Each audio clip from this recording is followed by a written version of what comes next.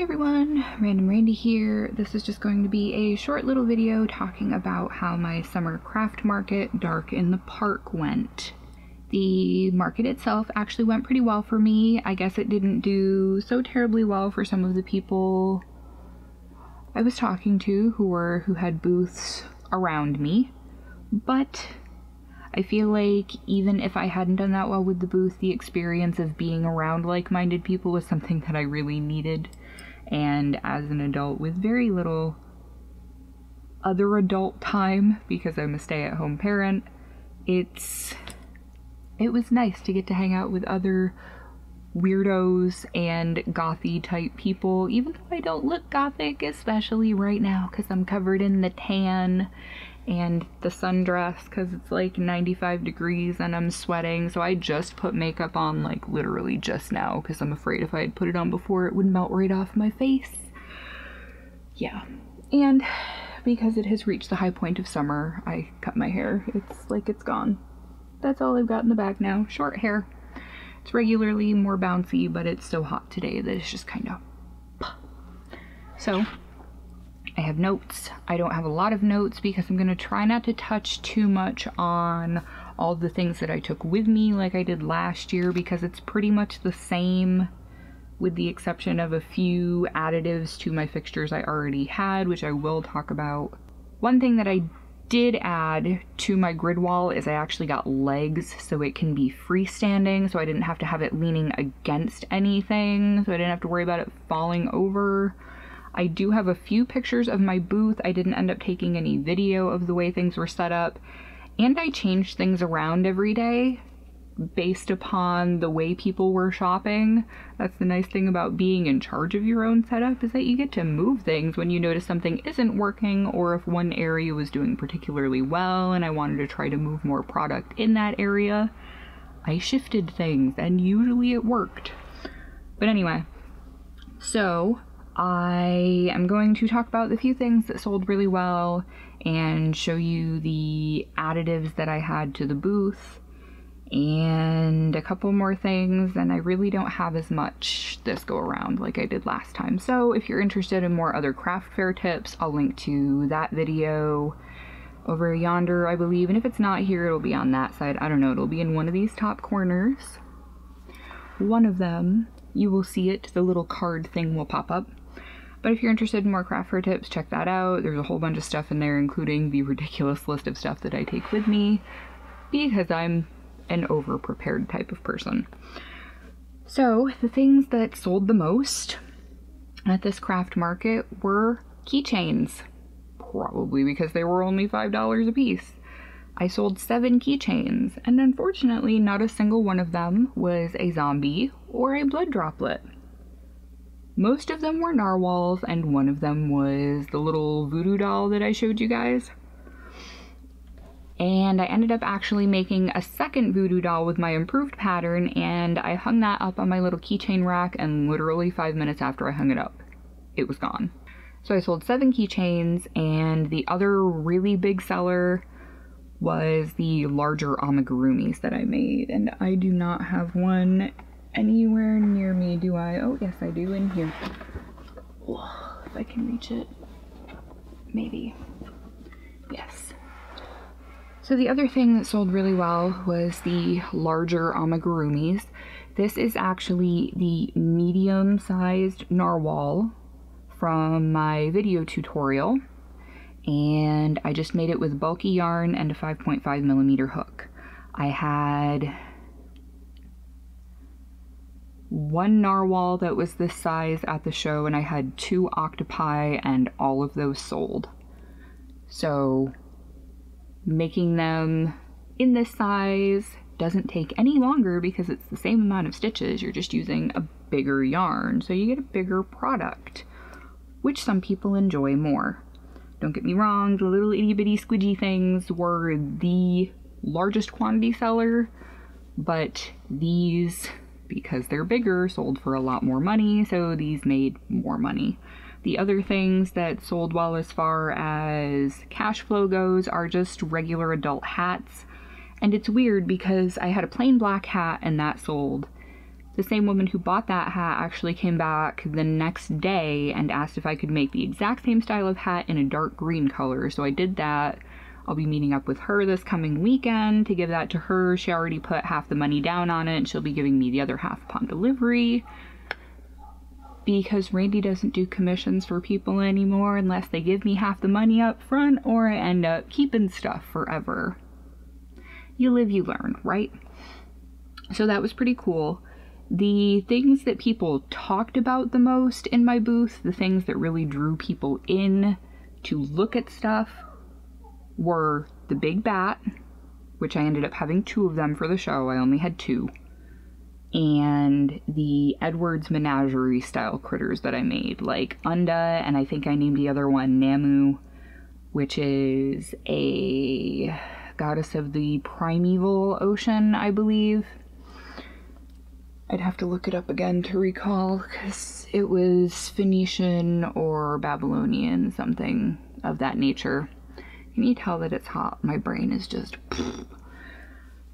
I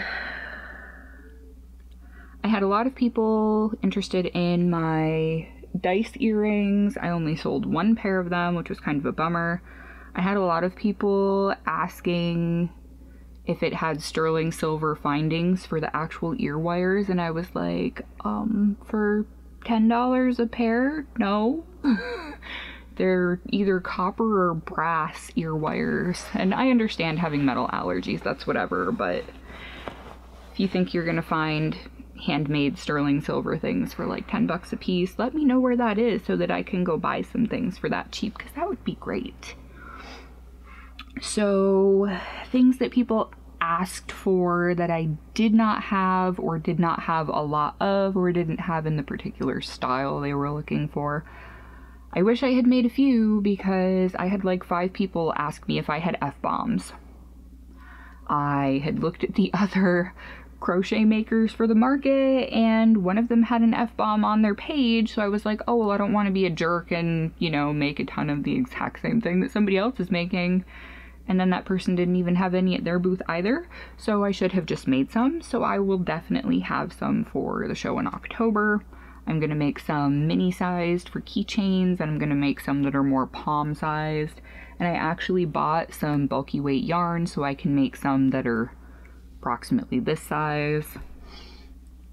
Other things people asked for were just cat ears on clips rather than being on a hat, which was something I had intended to make and didn't get the chance to because last minute time crunch.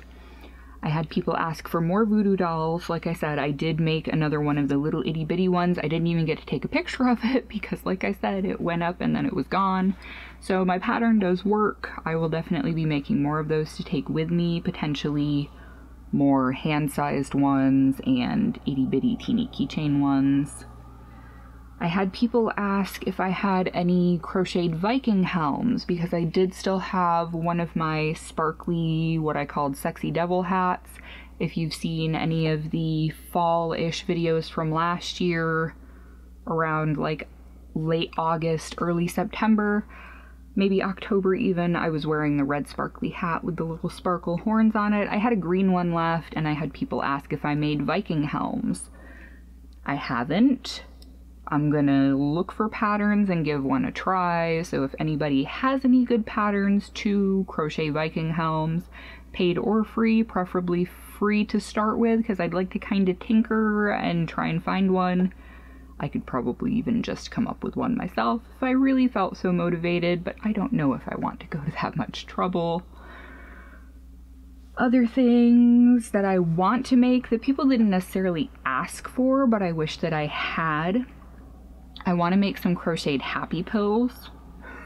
Essentially, it's just a little oblong crochet shape, like kind of like a tsum tsum with a smiley face on it.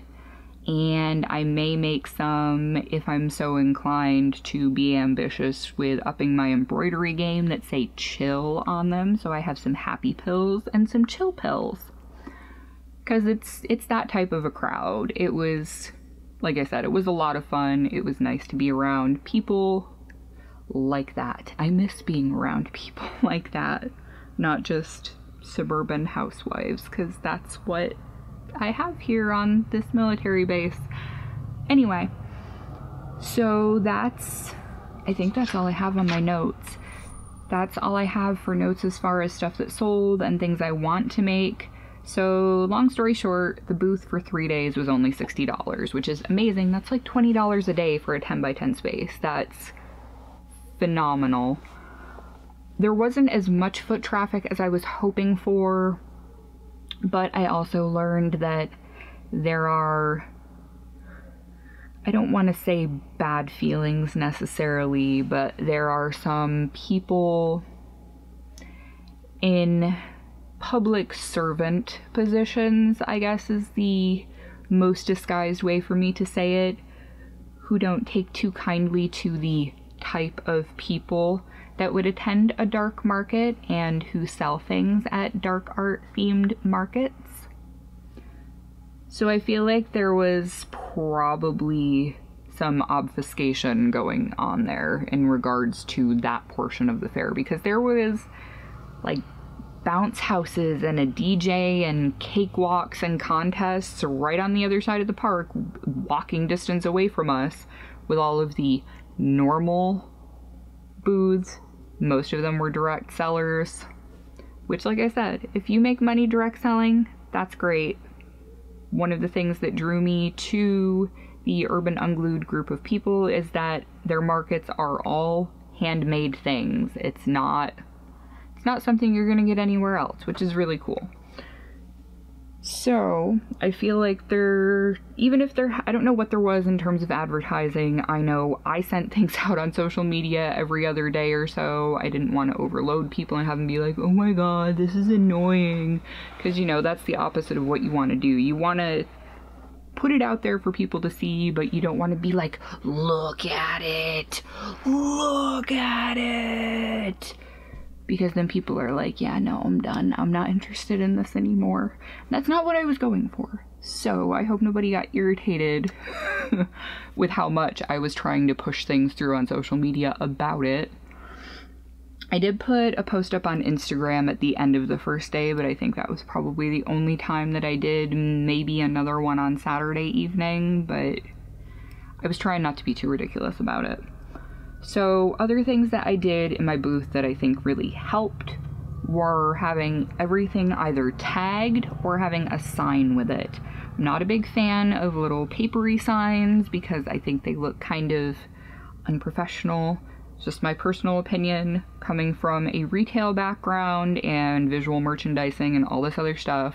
So I had a sign up that had my business logo, it had all of my social media on it, and it had the thing that said that I could take cash or card because I have the little PayPal reader that goes in the top of your phone. So I could take credit cards with my phone, and that actually worked quite well.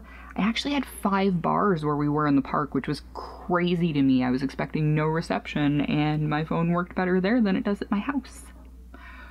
Weird. So that worked out really well, and I'm not going to go into big detail about my tags and stuff because I have all that stuff in the last video from last year. I'll just show you what my tags look like. Maybe if it will focus. There we go. So I've got company name. I actually have my Etsy shop listed here, and I generally have size or style, material type, care instructions, and down here on the bottom I have a bar, and I write my prices in here. So if somebody's giving it as a gift, they can clip the bottom part with the money off and still give it to somebody with the tag that lets them know where they got the item from and care instructions. I just print my tags out on cardstock. I found a template online from Avery that's actually for their perforated tags, blah blah blah, whatever. You can just print them off on cardstock and cut them out yourself. I actually have a school grade paper cutter that will cut up to 5 sheets of regular paper, and I think I can safely do 3 sheets of cardstock at a time, which is a lot quicker than cutting these out by hand. And with these, I have a tagging gun, which was fairly inexpensive. And it comes with just these little T-shaped plastic tags like you'd see at any retail store. I had all the spare needles with me in case one of them broke. I usually use these for things that are kind of freestanding on the table itself, like I'd put it through the tail of the narwhal here. And for things that would be hanging up on my grid wall, I have these type, where this little part here slides through here and locks into it, and then it can hang from this with the tag on it. Bonus. And anything that didn't have a tag, I did have it in a basket or near one of these. This is a little itty bitty chalkboard. This is actually meant to be a name card placeholder that you'd use for events, whatever, but you write on it with the chalk markers, the liquid chalk markers. So I actually put double-sided tape on the back of these, and they're stuck together right now, which is no big deal. But I want to say I got a set of maybe 20 of these for less than $10. They actually came with the little stands too, but I didn't have anything sitting on my tables that needed to be marked like that. So I just used these up on my grid wall, and it eliminated the need for anyone to feel like they had to ask me prices. Because personally, as a shopper, if I have to ask, I assume it's too expensive and I don't want to know. So that took all of the guesswork out of it for people. And behind me, you can kind of see I have my earrings and stitch markers and hair clips hanging up because I need to list them in my shop. I have a few things up in my shop. I've added a few things. I've got a bunch more things that I've taken pictures of that I need to make listings of. My goal is 10 more listings at least this week. More if I can manage, but 10 would be nice. So, long story short, I'm glad I found this group of people to work with. I'm looking forward to my next 2 shows with them for the rest of the year. My next show is October 19th or 20th. And it's going to be at the Masonic Center in Tacoma, and the other one is in December at the same location with similar group of people, so that's going to be pretty cool to get to see some of them again.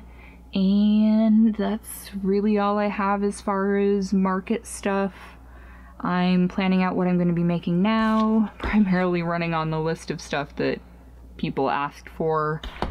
I'm going to have a lot more plain black items this time around, and with it being close to Halloween, I'm going to be working on little decor style things and also things that could double as a quick Halloween costume.